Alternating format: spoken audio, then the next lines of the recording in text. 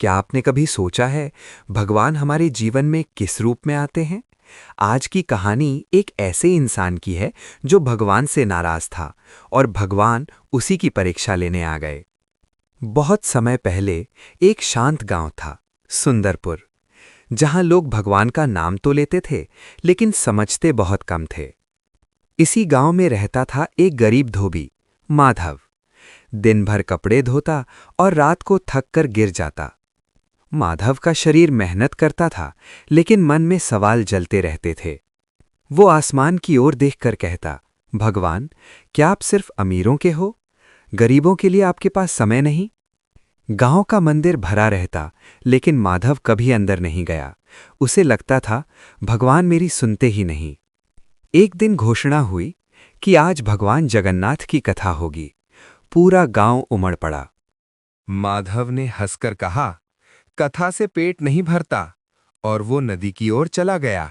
अगली सुबह एक अजीब व्यक्ति आया, काले रंग का, बड़ी गोल आंखें और हाथ में गंदे कपड़ों की गठरी। माधव, उसने कहा, क्या मेरे कपड़े धो दोगे? माधव बोला, मैं मुफ्त में काम नहीं करता।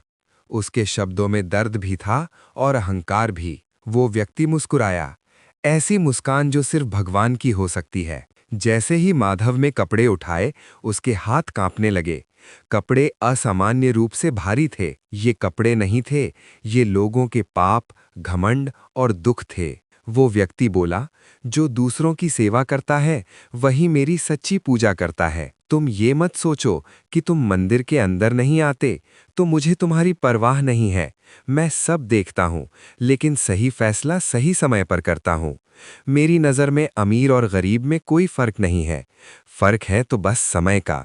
ये सब समय का खेल है, तो उदास मत हो। जब तुम्हारा समय आएगा तो तुम्हें वो सब मिलेगा जो तुम्हारे लिए सही है। और एक बात याद रखना, अगर जो तुम चाह रहे हो और वो अगर तुम्हें नहीं मिल रहा है, तो यकीन मानो शायद वो कहीं न कहीं तुम्हारे लिए सही नहीं है। जो भी तुम्हारे हक के लिए बेहतर होगा, तुम्हें एक दिन अवश्य मिलेगा। कम या ज्यादा, वो सब तुम्हारे कर्मों के अनुसार ही प्राप्त होगा। अचानक वो व्यक्ति प्रकाश में बदल गया और अदृश्य हो गया। माधव फूट फूट कर रो पड़ा। आज उसे भगवान मिल गए थे, सेवा के रूप में। उस दिन के बाद माधव की गरीबी वही थी, लेकिन उसका मन अमीर हो गया। भगवान मंदिर में नहीं, भाव में मिलते हैं। सेवा ही सबसे बड़ी भक्ति है। बस जब भी मौका मिले तो हमेशा एक बात कहो, हे प्रभु, हमें इतना विनम्र बना दीजिए कि हम हर इंसान में आपको देख सकें।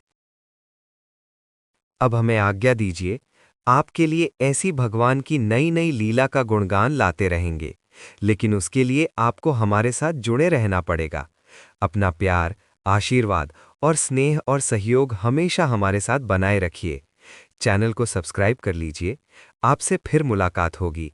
तब तक अपना और अपनों का बहुत ध्यान रखें और बेजुबान जानवरों को बहुत प्यार करें। धन्यवाद।